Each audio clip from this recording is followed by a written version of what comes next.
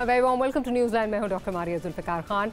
इस माशी हालात में बेहतरी हुकूमत की अव्वलीन तरजीह है, लेकिन इन तमाम कोशिशों की राह में सबसे बड़ी रुकावट सियासी अदम इस्तेकाम है। हुकूमत जो कि आजकल सऊदी इन्वेस्टमेंट का बहुत चर्चा कर रही थी और दोनों ममालिक में वफूद की आमदोरफ्त को एक बड़ा खुश आइंद जो है वो कहा जा रहा था, और इस तनाजुर में सऊदी वली अहद मोहम्मद बिन सलमान की 19 मई को आमद मुतवक्के थी, जिसमें बहुत अहम MOUs और मुआहदे जो हैं वो मुतवक्के थे। लेकिन अभी ये दौरा इल्तवा का शिकार हो गया है। इस इल्तवा की एक बड़ी वजह जो है वो मुल्क में सियासी अदम इस्तेकाम को जो है वो करार दिया जा रहा है। ज़राए के मुताबिक सऊदी हुकाम मुल्क के अंदर सियासी अदम इस्तेकाम और मुनक़सिम राय जो इस वक्त पाई जाती है, उसके पेश नज़र जो है वो अपना दौरा जो है वो उन्होंने मुलतवी कर दिया है। इस तासुर को 2 रोज़ कबल IMF की कंट्री रिपोर्ट के तनाजुर में मज़ीद तक़वियत मिलती है कि जिसमें पाकिस्तान की मईशत के लिए सियासी गैर यकीनी के पेश नज़र बड़े ख़तरात जो हैं वो 2-4 हो सकते हैं, पाकिस्तान उससे 2-4 हो सकता है, इसका खदशा जो है वो मौजूद है। और IMF की ये बातें उस वक्त पर आना जबकि प्रोग्राम के लिए IMF टीम जल्द पाकिस्तान का दौरा करने वाली है। इन हालात में हुकूमत और अपोजिशन दोनों पर जिम्मेदारी आती है कि आप मसाइल के हल के लिए मुश्तरका लाए अमल अपनाएं, मगर ये अल्फाज कहना जितना आसान है, इन पर अमल उतना ही मुश्किल है, क्योंकि जब फरीकैन एक दूसरे को अपने अपने वजूद के लिए ख़तरा समझने लगें और इंतहाई जो है वो एक सियासी रवश जो है वो बढ़ती जाए, किसी से जो है वो किसी से भी पहल की तवक्को जो है वो ना रखी जा सके। लेकिन अहम सवाल फिर वही है कि आखिर मुल्क में सियासी इस्तेकाम कैसे लाया जा सकता है, इस सब के तनाजुर में कैसे सियासी इस्तेकाम जो है वो आ सकता है। We have a panel of senior journalist with us. Mohsin Baig साहब कर रहे हैं इस्लामाबाद स्टूडियोज़ में, साथ ही साथ आमिर ज़िया साहब हमारे साथ होंगे और हमें कुछ ही देर में आमिर इलियास राना साहब भी ज्वाइन करेंगे। अच्छा बेग साहब, गुफ्तगू का आगाज़ आपसे करती हूँ। अब जो ये बड़ा एक्सपेक्टेशंस बड़ी हाई थी और प्राइम मिनिस्टर तो इस पर बहुत ज़्यादा जो है he was taking great pride in it कि डेलीगेशन आ रहा है, हम भी जा रहे हैं, बिजनेसमैन को कहा कि आप तैयार हो जाएं। अब अचानक पता चलता है, और अभी परसों मुमताज़ ज़हरा साहिबा ने जो है वो प्रेस कॉन्फ्रेंस की थी और उसमें उन्होंने कहा जी जल्द आएंगे। अब ये कहना कि जी दौरा इल्तवा का शिकार है, साथ ही साथ पस मंज़र में जैसे हमने बात की IMF की रिपोर्ट भी है, चमगोइयाँ ये भी हो रही हैं कि इवन सऊदीज़ को ये बड़ा कंसर्न है, और फिर साथ MOUs वाली बात। आप बड़े बाखबर सहाफ़ी हैं, क्या ये असल मसला क्या है? बहुत शुक्रिया। बेसिकली मैं तो पिछले इलेक्शन से पहले से ये कह रहा था कि आप इलेक्शन करवाएं और इलेक्शन के बाद कोशिश करें कि ये पॉलिटिकल स्टेबिलिटी आए, और सबका ख्याल ये था कि इलेक्शन के बाद पॉलिटिकल स्टेबिलिटी आएगी, लेकिन अनफॉर्चुनेट वो रिज़ल्ट नहीं आए जो लोग तवक्को कर रहे थे, और पॉलिटिकल स्टेबिलिटी अब आती हुई नज़र नहीं आ रही।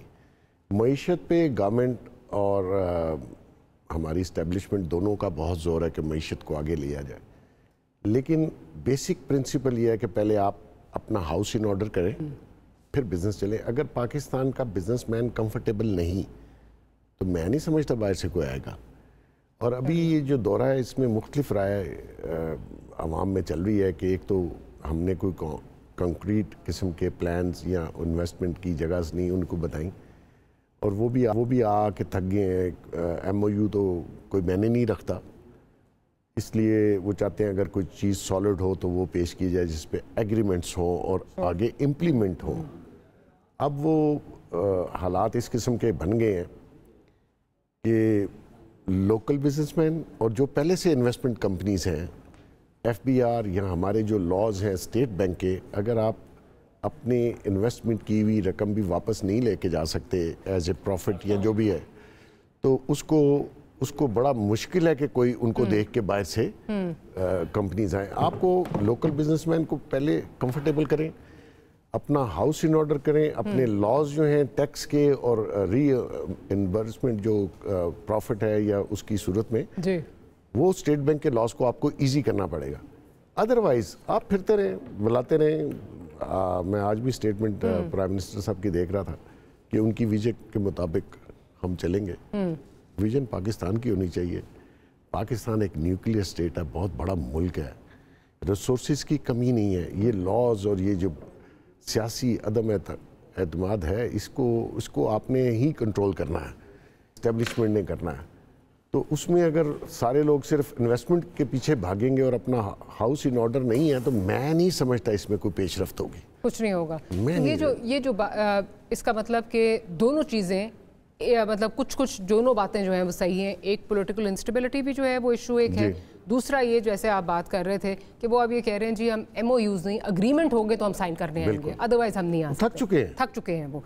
आमिर इलियास राणा साहब ने भी हमें ज्वाइन कर लिया है। आमिर साहब, आप क्या समझते हैं कि जो ये अभी ये खबर आई है, बड़ी एक्सपेक्टेशंस थी इस दौरे से कि जी दौरा होगा और पता नहीं बहुत सारी चीज़ें जो है पाकिस्तान के माशी हालात में बहुत बेहतरी आएगी, अब वो दौरा कैंसिल तो नहीं, डिले हो गया है, पोस्टपोन हो गया है।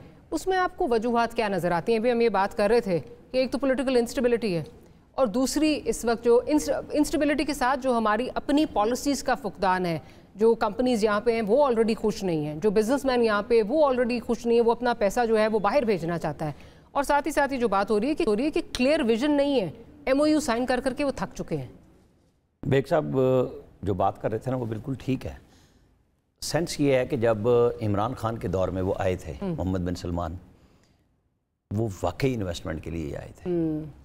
वो इंडिया भी गए थे, वहाँ इन्वेस्टमेंट शुरू भी हो गई, बिल्कुल हो गई, प्रोजेक्ट लग गए। इमरान खान साहब की जो टीम थी, आप देखें कि 4 या 5 उन्होंने बोर्ड ऑफ इन्वेस्टमेंट के चेयरमैन बदले। जी ऐसे ही, ठीक है, मजाक बन गया था। वहाँ से एम्बेसडर कुछ भेजते थे, यहाँ से कुछ जवाब जाता था, और आखिर में बोर्ड ऑफ इन्वेस्टमेंट का चेयरमैन होते हुए मोईद यूसुफ के हवाले कर दिया गया था, जो नेशनल सिक्योरिटी के एडवाइज़र थे, और कि ये थ्रू इधर से आएगा, मतलब कोई सर पैर नहीं था।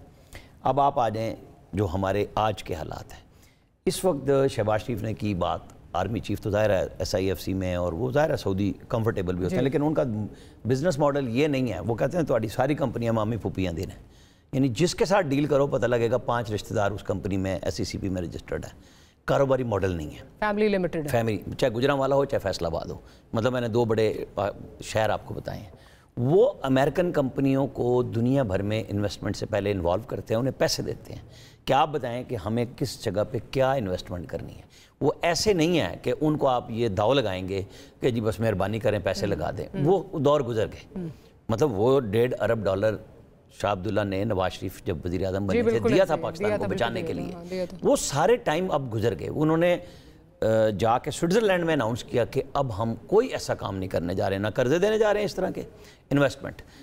यहाँ पे संजीदगी से काम हो रहा है, जैसे एग्रीकल्चर पे हो रहा है कि जी आपको पूरे पंजाब में और दूसरी जगहों पे एक मेजर जनरल की सरबराही में चल रहे हैं एग्रीकल्चर के लिए। वो पूरी जगहों पे जाके, मेरे शहर बखर तक में फौजी जाके आए हैं, लैया होके आए हैं कि जी उनको ना सैकड़ों एकड़ ज़मीन चाहिए एक जगह पे, बड़ी बड़ी मशीनरी ला के, ताकि वो अपने लिए इन्वेस्टमेंट लगाएंगे तो वो काम करें और पैसा बनाएं। अब हुआ ये है कि अब जब सऊदी वज़ीर ख़ारजा आए हैं, आपको पता है उससे 24 घंटे पहले, 36 घंटे पहले CDA को कहा गया कि 2 होटल्स और एक जो है ना हेल्थ सिटी बनाने के लिए प्रोजेक्ट फटाफट बनाएं। वो अब घंटों में बना तो लिया गया कि वो 2-3 मॉडल के जी आप जॉइंट वेंचर कर लें, आप इन्वेस्टमेंट कर लें, फलां, वो दे दिया। लेकिन हैप्पीली नहीं होता। उन्होंने जवाब उन्हीं से लेना है जिन कंपनियों को उन्होंने हायर किया हुआ है कि वो क्या कहते हैं। अब ये डिले होने की जो बात बेग साहब भी कर रहे थे, जाहिर है कि वो MOUs हमारी बड़ी पुरानी कहानियाँ होगी। मतलब आम आदमी उसको समझता है, या हुकूमत तर्जमे में उसे भी मुआहिदा कह देती हैं, जबकि अंग्रेज़ी में वो ठीक है कि वो बामी उर्दू में कहेंगे मुफाहमती यादाश्त है। एग्रीमेंट का मतलब है कि आप एक मुआहिदा करके और ठोस काम करते हैं। तो मोहम्मद बिन सलमान अब, और ख़ुद हुकूमत पाकिस्तान भी, जहाँ डिले हुआ है या जो कुछ भी है, हमारे यहाँ सूबे अपनी मर्ज़ी करते हैं। हर एक को बताया गया कि आपका शेयर आपको मिलेगा। जैसे कुवैत है ना, वो पाकिस्तान में, मतलब इस्लामाबाद और रावलपिंडी में पीने का पानी हर एक को पेड देने के लिए, एक लंबी इन्वेस्टमेंट के लिए, और वो चागी तक में करेंगे। वो अलग से अपना प्रोजेक्ट बना रहे हैं, लोगों के साथ बात हो रही है। हमें टाइम लगेगा, हमें जल्दी बहुत है। असल में ना हमारे पास पैसे हैं, ना हमारे पास कर्जे हैं, ना हमारे पास सियासी इस्तेकाम है। आपकी बात को थोड़ा सा ज़रा इसमें, जल्दी हमें तो है, एक तरफ हमें जल्दी भी है, लेकिन दूसरी तरफ विजन का फुकदान भी है। अब जो आप 36 घंटे वाला ये बता रहे हैं, मतलब क्या ही बात होती है कि 36 घंटे नहीं, कुछ आपने वेल इन एडवांस जो है ये प्लानिंग कर ली होती तो कम से कम कोई कॉन्क्रीट प्लान तो दे सकते हैं ना। तो वही बेग साहब वाली बात कि हमारे पास विजन नहीं है कि हम कोई आगे चीज़ प्रेजेंट कर सकते हैं। ज़रा आमिर साहब को गुफ्तगू में शामिल करूँ। आमिर ज़िया साहब, ये बताइए कि आप क्या समझ रहे हैं कि ये जो दौरे की जो ये बातें इस वक्त यासर आई हैं, ऑब्वियसली हो रही हैं, कॉन्क्रीट तो चीज़ें नहीं जो है वो सामने आ रही, लेकिन इसमें एक तरफ पॉलिटिकल इंस्टेबिलिटी है, दूसरी तरफ अभी दोनों मेहमान जिस तरफ इशारा कर रहे थे वो लैक ऑफ विजन है, लैक ऑफ कैपेसिटी है, लैक ऑफ विल तो नहीं कहूँगी, लैक ऑफ कैपेसिटी ज़रूर नज़र आता है। नहीं, सारी मुश्किलात मारिया साहब पे इकट्ठी हो गई हैं कि सियासी अदम इस्तेकाम है, विजन की कमी है, फिर उससे बड़ी बात है वो जो हम कहते हैं मारूजी हालात, यानी कि मुल्क के ऑब्जेक्टिव कंडीशंस की। देखिए, कोई भी सरमायाकार आता है वो 2-3 चीजों को देखता है। आपका जो कॉर्पोरेट टैक्स है वो one of the highest in the world है, ठीक है ना। आप 39-40% आप कॉर्पोरेट टैक्स लेते हैं, ठीक है। आप जो फॉरेन इन्वेस्टर है अपने प्रॉफिट को रिपेट्रिएट नहीं कर सकता अभी, या उसके लिए बहुत कदगन है, बहुत मुश्किल है, ठीक है। फिर दूसरी बात है कि कॉस्ट ऑफ डूइंग बिजनेस हमारे यहाँ बहुत ज्यादा है, इसलिए हमारे यहाँ लॉस में क्लैरिटी नहीं है, ठीक है ना।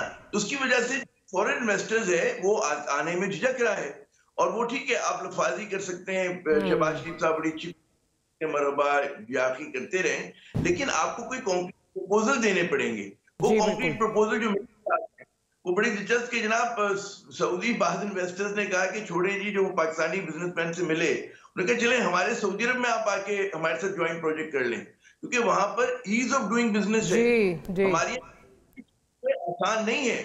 तो एक तो ये बहुत बड़ा मसला है हमारे साथ कि जब आपका 40% कॉर्पोरेट टैक्स होगा, कौन आके यहाँ पे धंधा करेगा। आमिर साहब, कथा कलामी की माफी, आपकी इसी बात पे आऊंगी। जो आप कह रहे हैं ईज ऑफ डूइंग बिजनेस, उसी के लिए तो हमने SIFC का फोरम जो है वो इंट्रोड्यूस करवाया था, ताकि जो ये चीज़ होती है कि जी इस डिपार्टमेंट के पास जाओ तो उसके पास जाओ तो उधर जाओ तो ये करो, तो वो एक तरफ जो है वो एक सिमत का तयन जो है वो हो जाए वन विंडो ऑपरेशन के लिए। ये बात SIFC कुछ कहते हैं रेड टेप का तो खात्मा कर सकता है, लेकिन वो इंटरेस्ट रेट का क्या करेगा? इंटरेस्ट रेट तो पूरे मुल्क के लिए है। ये जो पॉलिसी है, आप ये नहीं कर सकते कि एक सेट ऑफ इन्वेस्टर्स को आप कहें कि जी हम आपके लिए कोई अलग लॉ बना रहे हैं, और जो पुराना इन्वेस्टर पैसे लेकर आए हैं उसके लिए कोई और तरीके वारदात, ये मुमकिन नहीं है। तो SIFC की अहमियत अपनी जगह बिल्कुल आंखों पर, लेकिन मैंने जो लफ्ज इस्तेमाल किया था कि मारूजी हालात, हमारे ऑब्जेक्टिव कंडीशन नहीं है कि जहां पर आप जो है बिजनेस जो है उस तरह से कर सकें। अभी तक देखें हमारा जो सऊदीज के साथ जो भी CPEC का जिस तरह के जमाने में बहुत हम लोग ढंडोरा पीटते थे, और हमें चाहिए कि ढंडोरा कम पीटा करें, पहले काम किया करें, जब नतीजा आए तो उसके बाद बात करें। अब यहाँ पर ये कि जो एक प्रोजेक्ट है जहां पे वाकई सीरियसनेस है वो रेकोडेक का है, जहां पर $1 बिलियन की इन्वेस्टमेंट मतलब है बिल्कुल आ सकती है, और माइनिंग सऊदीज का बहुत ज्यादा इस वक्त इंटरेस्ट है। जो फ्यूचर की दुनिया है वो हाइड्रोकार्बन से हटकर जो है वो और सिम्प में जाएगी, तो उसमें वहां पर वाहिद है एग्रीकल्चर सेक्टर में, जैसे कि भी हमारे दोस्त बता रहे थे, वहां पर भी होगा, लेकिन कंप्लीट प्रपोजल है $1 बिलियन का, वो वहां पर है। फिर दूसरी बात ही कि हम समझते हैं कि जी एकदम इन्वेस्टमेंट आएगी और पाकिस्तान की माशी हालात बदल जाएंगे। अब एक बड़ी हमारे जो हुक्मरान है उनको लोगों को एजुकेट करने की जरूरत है। देखिए, चुटकी बजाते में जो डिविडेंड्स होते हैं वो आवाम तक नहीं पहुंचते। कोई भी सरमायाकारी होती है कम से कम 3 से 5 बरस तक का उसका प्रोसेस होता है। MOU की कोई हैसियत नहीं होती, LOI की होती है, लेटर ऑफ इंटेंट की। उससे पहले जो होती है ड्यू डिलिजेंस होती है, ठीक है ना। तो वो तमाम मराहिल अभी कहां पर हैं। अरे फिर दूसरा एक और हो सकता है कि प्राइवेटाइजेशन में उनका कोई मतलब है वो, क्योंकि हमें जो जरूरत है, पाकिस्तान इन्वेस्टमेंट क्यों तलाश कर रहा है, इसलिए कर रहा है हम समझते हैं कि जी फॉरेन रिजर्व बढ़ेंगे ना इससे हमारे, लेकिन जब नया FDI आएगा उसमें आपके नहीं बढ़ेंगे, क्योंकि उसमें होता ही है कि वो सिविल वर्क्स के लिए फर्स्ट ग्रेड 20% रखा है, तो 80% जो है मशीनों की खरीदारी के लिए होता है, उससे आपके उस पर इम्पैक्ट नहीं पड़ता रिजर्व पे। रिजर्व आपके क्या पुरानी किसी कंपनी को जो है वो प्राइवेटाइज करें, अच्छा उसमें फिर पैसे आते हैं, लेकिन फिर जो अरब कंट्रीज मेरे ख्याल में एक चैलेंजिंग सूरत हाल है। हमने ऐसी सलाह को दिया, PTCL दिया था, ठीक है ना, और उसी तरह तजर्बे है कि ये लोग ऑपरेट करते हैं एक महफूज एनवायरनमेंट में, किंगडम्स के अंदर ऑपरेट करते हैं। पाकिस्तान की जो मार्केट टफ एंड टफ है, फिर इनके जो जैसे मगरबी ममालिक की कंपनीज होती है उनका जो टेक्नोलॉजी बहुत अच्छी होती है, मैनेजमेंट के वो बहुत अच्छे होते हैं, बहुत ज्यादा होती है, तो अरब countries they operate in a different manner. तो वो आकर जो कामयाब प्रोजेक्ट होगा सऊदी अरब का या UAE का, वो जरूरी नहीं कि यहाँ पर भी You can't replicate that model, ठीक है। वो लॉस में चली गई, हमारा प्रॉफिट अर्निंग वो था, ठीक है। अभी मिलियन डॉलर की डिस्प्यूट साल से, ठीक है, पाकिस्तान में भी लिवरेज नहीं है, हम लोग में दिल है कि हम एकदम हाइपर हो जाते हैं। ये सऊदी भाई है, चीनी, अब जो शहबाज शरीफ बयान पढ़ा था, मुझे बड़ा पता नहीं सोशल मीडिया पे पढ़ा, वल्लाह आलम दुरुस्त है कि गलत है, कि वो ये कहने के जी हम सलमान साहब की जो वो है सऊदी क्राउन प्रिंस, उनकी सरबराही में पाकिस्तान को तरक्की वो बेग साहब एग्जैक्टली उसी तरफ जो है he was alluding towards the same message कि विजन जो है वो पाकिस्तान की होनी चाहिए, विजन वहां से नहीं आनी चाहिए। मारिए इतना बड़ा फ्लॉ है ये, आप किसी दूसरे मुल्क की सरबराही में अपने मुल्क की तकदीर नहीं बदल सकते। आपको पता है जोश खिताबत में कई दफा जोश खिताबत में शहबाज साहब इस तरह के जुमले कह जाते हैं। नहीं देखिए, मैं डिप्लोमेसी में वर्बोसिटी इज अ बैड टूल। ये जो जितनी लंबी तकरीर करते हैं ये अच्छी नहीं होती डिप्लोमेसी में, बड़ा सोच समझ के बोला जाता है, मुल्क में उसका क्या असर जा रहा होता है, बैरून मुल्क क्या असर जा रहा होता है, आप मुल्क कराने के लिए मैं कहूँगा जलील भी हो रहा है ना कि आप कह रहे हैं जी फला की सरबराही में, वो पाकिस्तान जो है पाकिस्तानियों की सरबराही में, बिल्कुल हम आप खुद नहीं कर सकते तो कोई आपकी मदद नहीं कर सकता। बिल्कुल बिल्कुल पॉइंट आपका आ गया। आमिर साहब आपकी थोड़ा सा ऑडियो का इशू आ रहा है, जरा दोबारा रिकनेक्ट करते हैं। आमिर साहब की ऑडियो जरा प्लीज फिक्स करवाइए। बेग साहब एक और चीज़ जो इंस्टेबिलिटी है जिसकी तरफ IMF ने भी बात की है, पॉलिटिकल स्टेबिलिटी जो है उसमें आए दिन लगता है कि एक जो है वो बढ़ाव ही जो है वो आ रहा है, बढ़ती जा रही है। DGISPR की प्रेस कॉन्फ्रेंस होती है, उसके बाद PTI की जानिब से जो शोला बयानी होती है जिसमें हम किसी के बाप से भी नहीं माफ़ी मांगेंगे, ये नहीं होगा वो, फिर एक ख़बर जो है जो मंसूब की जा रही है राना सनाउल्लाह साहब से, और बड़े सीनियर जर्नलिस्ट हैं साले जाफिर साहब, उन्होंने लिखी कि जी PTI पे पाबंदी की बात कर रहे हैं राना सनाउल्लाह साहब, जिसका माइंड यू अभी तक कोई रीबटल या किसी ने निगेट नहीं की, जंग में छपी किसी ने निगेट नहीं की। तो ऐसी आएगी पॉलिटिकल स्टेबिलिटी जहां हर फरीकैन जो है, हर स्टेक होल्डर जो है वो फ्लेक्सिबिलिटी दिखाने को तैयार ही नहीं है। पहली बात तो ये है कि इस खबर में कोई सदाकत इसलिए नहीं है कि PTI ऑलरेडी बैन है और PTI ने ये इलेक्शन बिल्कुल आज़ाद हैसियत से लड़ा है। तो सिंबल नहीं है ना उनका, बैन तो पार्टी तो बैन नहीं है, सिर्फ सिंबल नहीं था तो तब भी उनको वोट और इतनी सीटें मिल गई हैं।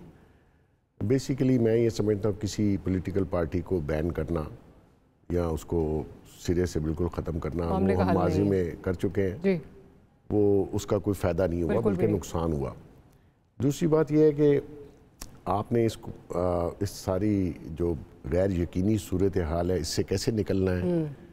आया जो एक पागलपना जो एक शख्स कर रहा है या एक जमात कर रही है उसको कैसे राय रास्त पे लाना है, इस पे सोचने की बात है कि स्टेबिलिटी आएगी कैसे। लेकिन मैं डॉक्टर साहब आपको एक बात बता दूं कि इस वक्त जो हमारा निज़ाम हुकूमत है और बहुत अरसे से राय चला आ रहा है वो डिलीवर नहीं कर रहा, बिल्कुल भी नहीं।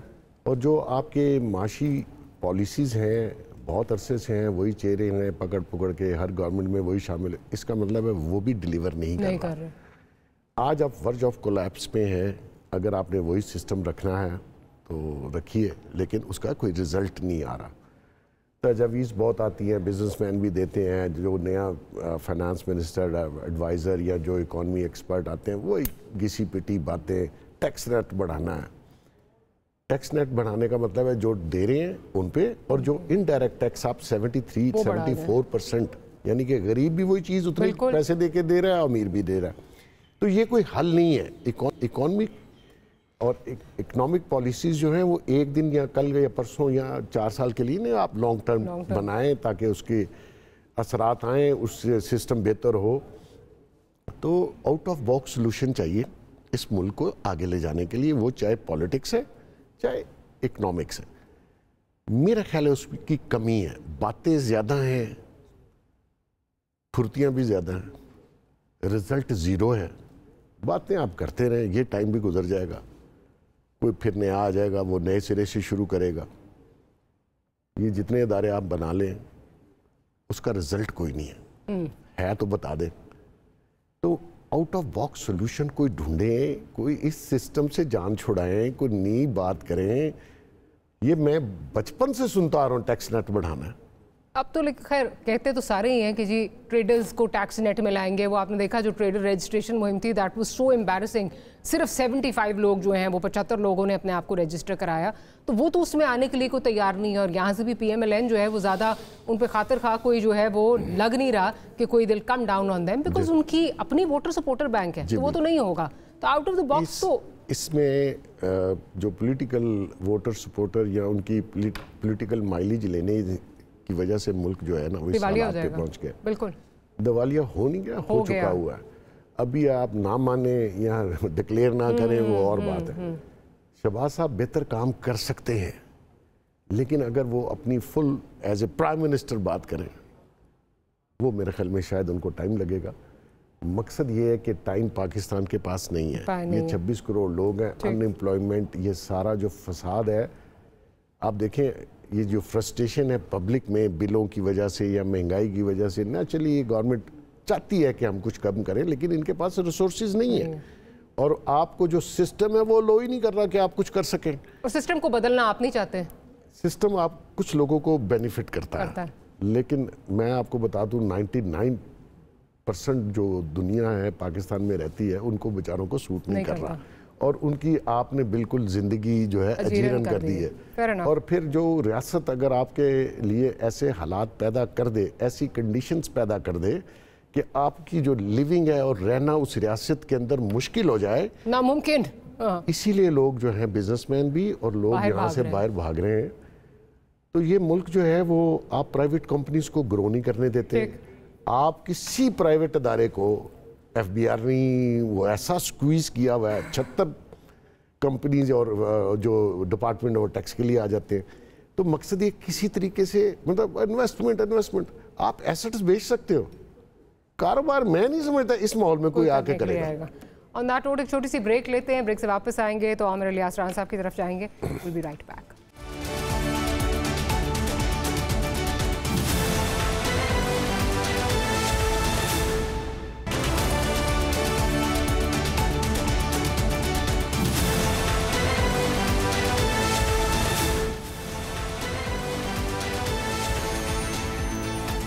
Welcome back after the break. Aamir Ilyas Rana साहब, अभी पॉलिटिकल इंस्टेबिलिटी की बात हो रही थी कि किस तरह उसको जो है वो बेहतर किया जाए। एक मशवरा गोके फवाद चौधरी साहब की जानिब से आया है। वो ये कहते हैं कि अगर शहबाज शरीफ की जगह नवाज शरीफ हों और वो आपस में बात करें, PTI और PMLN उस तनाजुर में बात करें, तो शायद कोई ग्रैंड डायलॉग के लिए जो है वो चीज़ें बेहतर हो सकती हैं। आप क्या समझते हैं? जो हम बात कर रहे थे कि फवाद चौधरी कौन है इस वक्त? इस वक्त तो कुछ नहीं। किसके बिहाफ पे बात कर रहे हैं? उनका लोगों ने क्लिप्स हाथ चला दिया कि नवाज शरीफ की सियासत खत्म हो गई है। ये वो लोग हैं जो कहते थे ताबूत में आएगा। नहीं, ये वो लोग हैं जो कहलवाते थे कि वो तो ताबूत में आएगा। ये जो बात हम कर रहे थे ना, देखें, ये शहबाज शरीफ चाहें या ना चाहें, आर्मी चीफ चाहें या ना चाहें, हल ये है सिविल मिलिट्री ब्यूरोक्रेट, जजेस, जितना मराद याफ्ता ताजिर है, एक्सपोर्टर है, आप उनकी लिस्ट लगाएं कि जी ये तनख्वाहें और ये हम इनको बिजली के बिल दे रहे हैं फ्री, इनको हम गैस फ्री दे रहे हैं, फ्यूल फ्री दे रहे हैं, हम इन सब से वापस ले रहे हैं।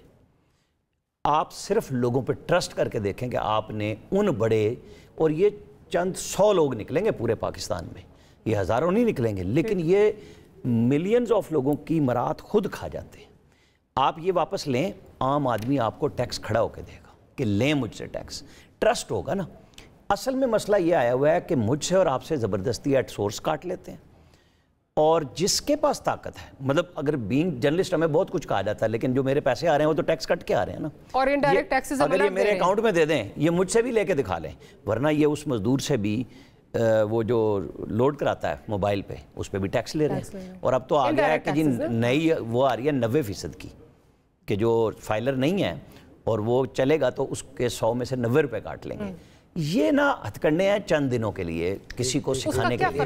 मैं कर दूं, IPPs तकरीबन मेरे ख्याल में 13-14 प्लांट बंद पड़े हुए, उनका जो कैपेसिटी चार्जेस है वो 27 अरब रुपया महीना। इसीलिए तो सोलर को डिस्करेज किया जा रहा है। हाँ। अब आप देखें कि हम, अच्छा उसमें बड़े बड़े लोग हैं, पॉलिटिशियन भी हैं, बड़े नामवर, सारे जानते हैं, 2.5 से 3 अरब रुपया बंद मशीनरी, पुरानी मशीनरी के कैपेसिटी चार्जेस, और वो आवाम से ले रहे हैं। ऐसे यूनुस डागा साहब ने ये काम किया, एक बहुत बड़े आईपीपी के उससे, और उस वक्त के मिनिस्टर ने बैठ के कहा कि ये क्यों हो रहा है। उन्होंने कहा जी सबसे पहले ये अपना जंग आलूद प्लांट चलाए, ये 50 रुपए यूनिट होगा, हम 50 रुपए में खरीदें। उसी मिनिस्ट्री में जहां ढागा साहब काम करते थे, मेरा ख्याल है वही मिनिस्टर जी मैं उसकी बात कर रहा हूँ कि उन्होंने कहा 50 रुपए का यूनिट है ना, तो ये खर्च करें, हम लेंगे।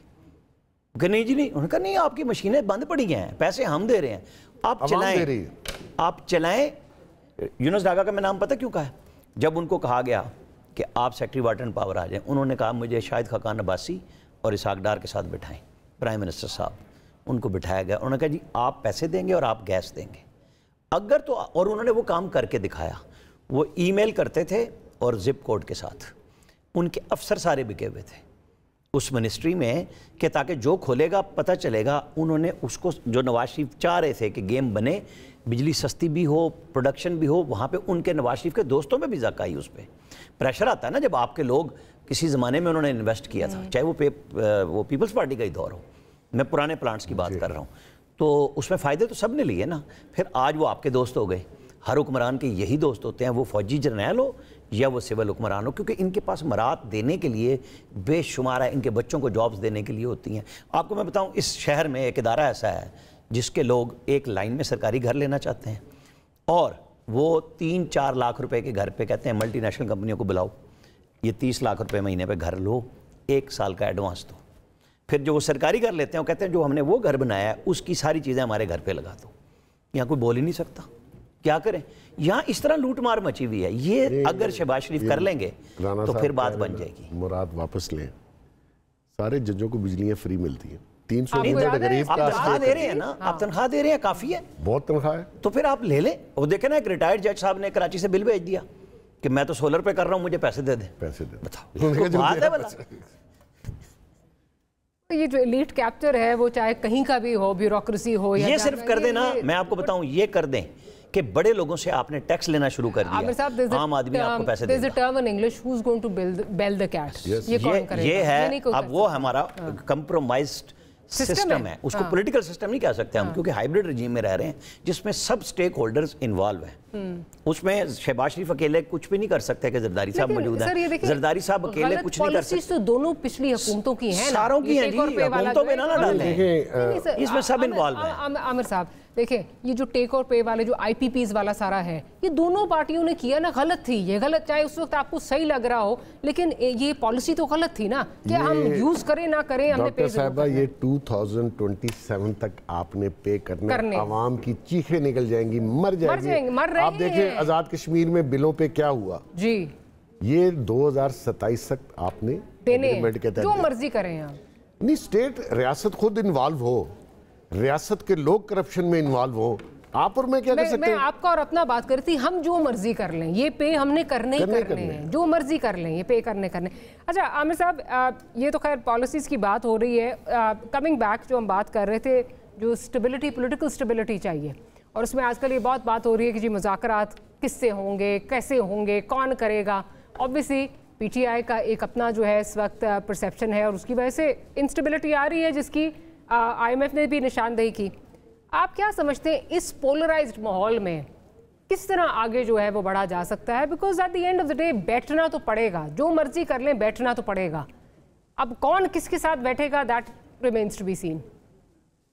जी, मेरे ख्याल में जो सबसे बड़ा सवाल है वो यही है कि पाकिस्तान में सिचुएशन को डिफ्यूज कैसे किया जाएगा। जी जी, हमेशा लड़ाई होती थी तो यकीनन कोई ना कोई ऐसी ताकत, फोर्स होती थी, इदारा होता था, फर्द होते थे कि जो जरा सा गैर जानिबदारी का तासुर देते थे और मीडिएट करवा लिया करते थे, जो एक स्टेलमेट आता था उसको तोड़ दिया करते। इस मर्तबा हमारा हर जो है सियासी जमात हो, इदारा हो, सबके सब जो है मुतनाज़ा बने हुए हैं, और उसमें समझ नहीं आ रहा ये कि कैसे जो है मतलब उस स्टेलमेट को तोड़ा जाएगा। क्या उसमें हमारे मालिक मदद कर सकते हैं? बाद लोग, एक मैं बिजनेसमैन से बात कर रहा था, उन्होंने कहा जी हमारे यहाँ तो कैपेसिटी रही नहीं है खुद मसला हल करने की। क्या कोई दोस्त, जैसे हम फंडिंग के लिए जाते हैं बाहर, इन्वेस्टमेंट के लिए जाते हैं, क्या कोई दोस्त मुल्क जो है इसमें मदद कर सकता है? ये भी एक सवालिया निशान है। मुशर्रफ साहब के दौर में आप याद करें कि नवाज शरीफ साहब को आखिर सऊदी अरब भी बाहर लेकर चला गया था, और उसके बाद जो है गाड़ी आगे गलत या सही चलना शुरू हो गई थी।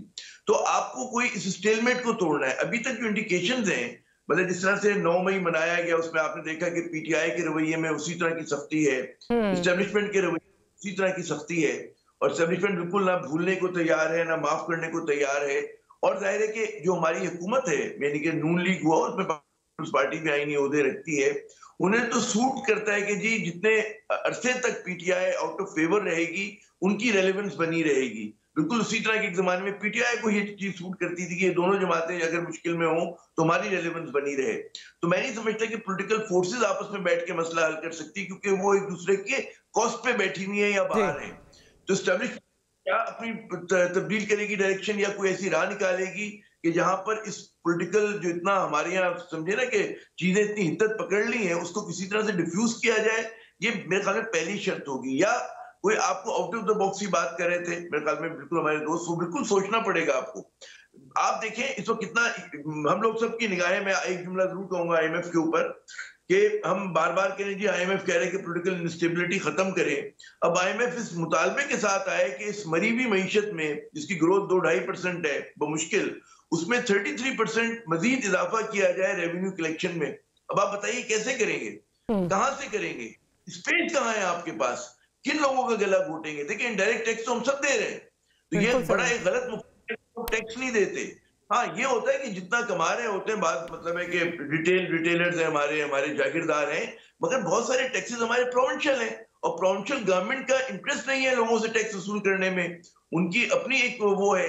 तो हमारा पूरा सिस्टम फ्लॉड हो गया है। वो चाहे एनएफसी हमारा एक बड़ा मसला बन गया, 18th अमेंडमेंट से एग्जीक्यूट किया गया, कोई बात ही नहीं करता इस पे, डर के मारे कि भाई इस एनएफसी में आप फेडरल गवर्नमेंट नहीं चला सकते, आपको बदलना पड़ेगा इसको। आपको जनाब 18 अमेंडमेंट की जो चीजें नुकसान पहुंचा रही हैं इस वक्त हमें, उसको तब्दील करना पड़ेगा, आपको रीओपन करनी पड़ेगी डिबेट। कौन इस पे बात कर रहा है? ये आईएमएफ की, वर्ल्ड बैंक की रिपोर्ट है एनएफसी के मुताबिक। उसकी वजह ना आमिर ज़िया साहब, बिकॉज सब ने अपनी अपनी छोटी छोटी फीफडम्स बनाई हुई है, छोटी छोटी नहीं बड़ी बड़ी फीफडम्स बनाई हुई है, सबको ये सूट करता है। मतलब अगर आपके पास सेंटर की गवर्नमेंट ना भी हो, सूबे की गवर्नमेंट हो जाए, यू आर इक्वली पावरफुल। सूबे की गवर्नमेंट जो है, मतलब है सूबे प्रोविंसेस आपके they are flush with money, और उनके ऊपर कोई रिस्पॉन्सिबिलिटी नहीं है। रिस्पॉन्सिबिलिटी सारी गवर्नमेंट की है, चाहे कर्जा उतारना है आपने, चाहे आपको डिफेंस के एक्सपेंडिचर करना है, या कोई आसमानी सुल्तानी आफत से निपटना है। तो प्रोविंसेस को जब तक आप बाइन में नहीं लेकर आएंगे कि वो सिर्फ खर्चा करिए। आप मुझे पता है पंजाब हुकूमत है, फ्री में कहां पे भी आपके पास कैपेसिटी के लैपटॉप बांटे, वो आप बच्चों को पहले प्राइज मिलते थे, तमगे मिलते थे, आप लाखों के चेक दे रहे हैं। क्या सोच समझ की पॉलिसीज बनाई जा रही हैं एक सस्ती शोहरत के लिए? आप क्या कर रहे हैं इस मुल्क के साथ? और यही चीजें दीगर सूबों में भी कहीं ना लंगर खाने खोल दे, बस वो ठीक है। रिसोर्सेज है, ये अलामती चीजें कि हमें बेल्ट टाइटनिंग की जरूरत है, किफायत शारी की जरूरत है। लेकिन हमारे यहाँ जो अल्ले तल्ले हुक्मरान शराफिया के, खुसूसन हमारे सो कॉल्ड इलेक्टेड नुमाइंदों के, वो आपको देखकर टोपी उड़ जाती है। आमिर इलियास साहब अभी बात कर रहे थे, पॉलिसीज मेरा ख्याल है वही हैं सिर्फ कि किस तरह वोटर को अट्रैक्ट करना है, चाहे वो लैपटॉप हो या लंगर खाने हो, या अभी जो है ये जो अभी हेल्थ कार्ड की बात हो रही है, उसमें भी बहुत ज़्यादा जो है वो फ्लॉज थे। मुझे जिस वक्त याद है, जिस वक्त ये पीटीआई की गवर्नमेंट ने इम्प्लीमेंट की थी, हमारी पॉलिसीज बनती हैं without any thought process, without any due diligence. वो पॉलिसीज हमारी बनती हैं सिर्फ उस वक्त के लिए कि आप अपने नाम छपवा दें, आटे की बोरी पे नाम मेरा आ जाए, या कार्ड पे तस्वीर आ जाए, या कार्ड पे जो है वो मेरी तस्वीर आ जाए। ये हमारी पॉलिसीज हैं। नहीं देखें, जब आप हेल्थ कार्ड देते हैं ना 6 लाख रुपए फी का शनाख्ती कार्ड पे, रोटी आप देते नहीं किसी को खाने के लिए, तो वो बिल्कुल आसान शिकार है कि हॉस्पिटल में जाए कि 3 लाख तुम्हारे 3 लाख हमारे। मतलब उसने अमेरिका में भी हो रहा है। देखें ये लेकिन आपको चेक एंड बैलेंस बनाना ना, कि आप हर आदमी को 6 लाख रुपए, और वो आया केपी में सवाबी के किस ज़िले में, जहाँ पे 200 ऑपरेशन एक ही नाम पे लोगों के होते रहे, हर एक के हर्निया के ऑपरेशन हो गए, सारों को एक ही बीमारी होगी। हर्निया का ऑपरेशन तो नॉर्मली तब होता है, आप तो थोड़ी सी मेडिकल उससे भी हैं कि भाई जब दूसरे 3-4 ऑपरेशन हो जाएं तो फिर हर्निया निकल रहा होता है। उन्होंने खड़का के बस ठीक है, सही काम है कि एक डॉक्टर मौजूद है और पैसे बना लिए। अब उसको चेकिंग ही कोई नहीं, क्योंकि आपने बांट ली है। अब इस लैपटॉप पे है, फिर हम सब पे एतराज़ कर लेते हैं, क्योंकि उन्होंने वो बात की ना, तो मैंने कहा लंगर खाने फिर खोल लो। आपको कुछ ना कुछ तो करना है। अब हमारे जज साहिबान देखें ना जो तबसरा कर रहे हैं कि आप इलेक्ट्रिक बाइक्स दे रहे हैं, तो वो लड़कियों को छेड़ने चले जाएंगे, आप वहाँ चले जाएंगे। मतलब कोई चीज़ भी हम चलने देने के लिए तैयार नहीं है। ये देखें, एक सेकंड, जो लॉपसाइडेड पॉलिसीज़ हैं, विद ऑल ड्यू रिस्पेक्ट, आप गंदम नहीं उठा रहे, लेकिन आप लैपटॉप्स बांटने के लिए आपके पास पैसे हैं। सो इधर से जो है मेरा खाली सवाल उठते हैं कि lopsided इस पे बात कर policies लेना। हैं। देखिए ना, गंदम ना उठाने पे क्वेश्चन क्या है, यही अब इंक्वायरी आएगी ना कि जब पिछली दफ़ा पंजाब की निगरान गवर्नमेंट ने 400 अरब रुपए का तकरीबन सर्कुलर डेट खत्म किया फूड का, वो खाता तो फूड महकमा है पैसे जो आप दे रहे होते हैं आम। पिछली दफ़ा यही टॉक शोज में हो रहा था कि जी गरीब आदमी है, उसकी गंदम है, आप उसके घर से ज़बरदस्ती उठा रहे हैं।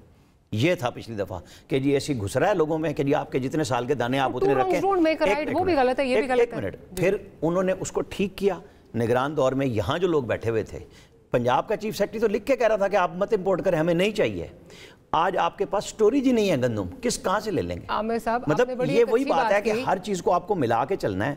आप ये भी नहीं कर सकते जैसे वो कहते थे जी जंगला बस है, जरूरत नहीं, और आप ये बना रहे हैं। आप हॉस्पिटल, जिन्होंने हॉस्पिटल बनाने थे उन्होंने हॉस्पिटल नहीं बनाए। सर वो बात सही है, हम तनकीद पे तनकीद करते चले जाते हैं। तनकीद किए जा रहे हैं। बट अभी आपने बड़ी अच्छी बात की, आपने कहा वो जब रिपोर्ट आएगी ना तो तब पता चलेगा। वो रिपोर्ट कभी भी नहीं आनी, और इस मुल्क में जिम्मेदारों को कह रहा हूं कि वो आए और पकड़े कि किन लोगों ने बेनिफिट उठाया। आज 2800 रुपए हमारे मुल्क में सर, आज 2800 रुपए मन दुनिया में गंदम मौजूद है।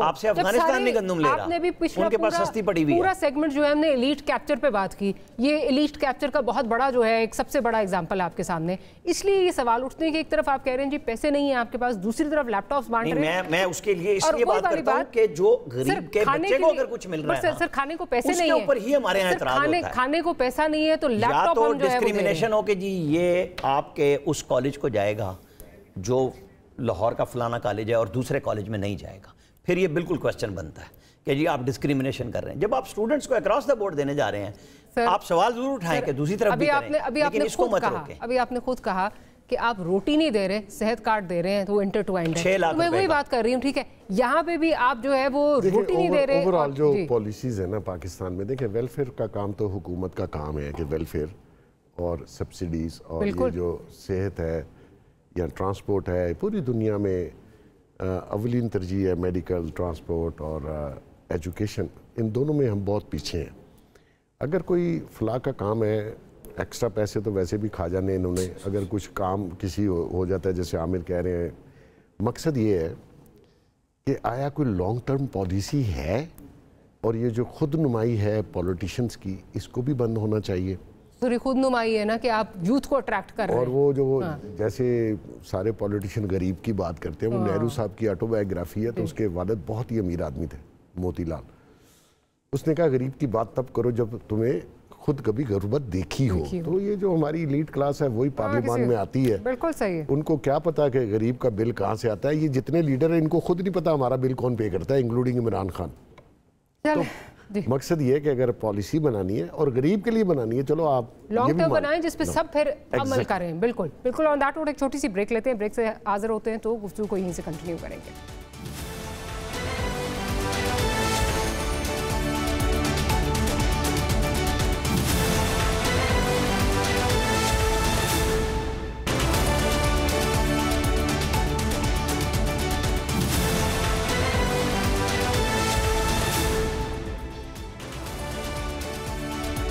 Welcome back after the break. Break से पहले बात हो रही थी सियासी जो अदम इस्तेकाम है उसकी, और उसमें किस तरह जो है वो कौन अपना रोल जो है वो अदा कर सकता है।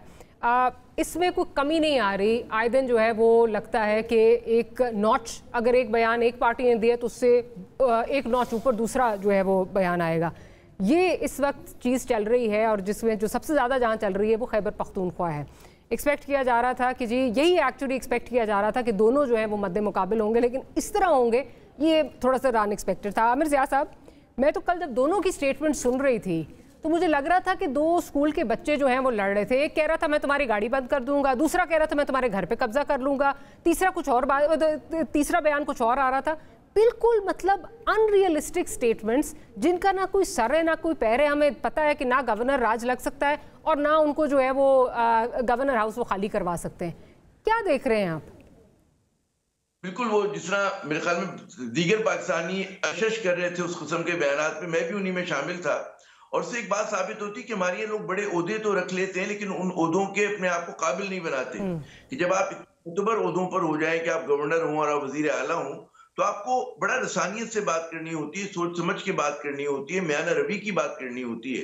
हमारे यहाँ ऐसा नहीं होता। हमारे यहाँ जो सियासत में इतनी आग लगी हुई है, उसकी बहुत बड़ी वजह जो है वो गैर जिम्मेदाराना बयानात हैं, जिसको जो वो लोग देने वाले देते हैं और हम जैसे जो साफी हैं, मतलब मीडिया हाउसेज हैं, सोशल मीडिया उस पे उछालते हैं। तो मजीद आप देखें कि तुंदी और तेजी आ जाती है पाकिस्तान की सियासत में। यानी हरकत कुछ नहीं होती है, लेकिन वो मतलब सफर बिल्कुल आप तय नहीं कर रहे होते, लेकिन शोर बहुत मच रहा होता है। तो यही कुछ हो रहा है। और हर जगह पे आप केपी की क्या बात करें, हमारा ये कौमी मिजाज है। और बहुत सारे लोग कहते हैं कि जी ये इमरान खान के दौर से शुरू हुआ। हर दौर में पहले क्योंकि इतनी इंग्रेस नहीं होती मीडिया की, ठीक है ना, कि वो जलसा अगर होता था डिजिटल पार्क कराची में, तो वो हम लोग सहाफी जो होते थे प्रिंट मीडिया के एहतियात से रिपोर्ट किया करते थे। लेकिन आज क्योंकि टीवी घर में है और सोशल मीडिया है, तो वो जो भी बात करते हैं वो इसी तरह की बात वो सबके घरों में आती। तो पहले भी इसी तरह की शिद्दत से बात किया करते थे। मैंने वो सुनी है कि नून लीग के जलसों में जो पीपल्स पार्टी की ऐसी की तैसी होती थी और जो दामाद साहिबा पे लगते थे, आपके कानों से धुआं निकल आए। और दूसरी तरफ तो कोई नई बात नहीं हो रही है हमारे यहाँ। लेकिन अब आप देखते हैं कितनी डेमोक्रेटिक हो गया है हमारा मीडिया, हर चीज लोगों की इल्म में आ रही है। तो आप अपने आप को बदलें। आप जो है आप देखें कि मुल्क के मसले क्या है, लोगों के दुख क्या है, लोगों की इब्तिला क्या है, मुश्किल क्या है, और आप उसके ऊपर बात करें, ना कि आप जो एक मौला जट की फिल्म या शेर खान की फिल्म आप बनाकर उसी तरह की धमकियां दे रहे हो एक दूसरे को। तो आप मज़े का खेज लगेगा। और मैं कहता हूँ जो मेलो ड्रामा है हमारी सियासत में, वो नौटंकी के लेवल पर आ गया है। मेलो ड्रामा भी चल जाएगा थोड़ा बहुत ना, तो ये अच्छी ट्रेजेडी भी नहीं है, ये तो कॉमिक ट्रेजेडी बन गया हमारा पूरा मुल्क। और हमारे मुल्क की सियासत जो है, ये लोग आउट ऑफ सिंक है, ये सारे सियासतदान। बिल्कुल सही, जितने भी हैं। अच्छा, मैं जरा मैं आमिर ज़िया साहब, क्योंकि बिल्कुल प्रोग्राम के आखिरी सेगमेंट में ट्रेजेडी की बात की आमिर ज़िया साहब ने, तो ट्रेजेडी इस वक्त कश्मीर में भी हमें जो है वो नज़र आ रही है, और मेरा ख्याल है बहुत कम डिस्कस हो रही है और नज़र आ रही है। वहाँ पे इस वक्त India is having a field day at our expense के, मतलब क्योंकि ऑब्वियसली उन पे हमेशा जो है ये इल्ज़ाम लगता था कि ये क्या, अब इसके आगे कैसे चलें, वो जो उनकी डिमांड्स हैं क्या उनको फुलफिल होना चाहिए, किस तरह आगे वहाँ पे किस तरह जो है रिप्रोचमा या वहाँ पे जो है चीज़ें बेहतर कैसे हो सकती हैं?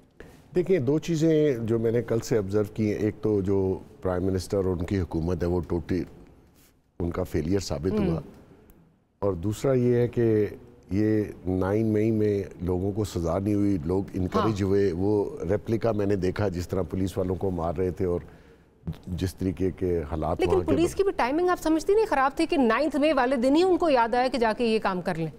देखिए, चीज़ें बाज़-औक़ात हो जाती हैं, लेकिन रियासत अगर अपने आप को भी डिफेंड ना कर सके और आपको मुझे, तो फिर कौन डिफेंड करेगा?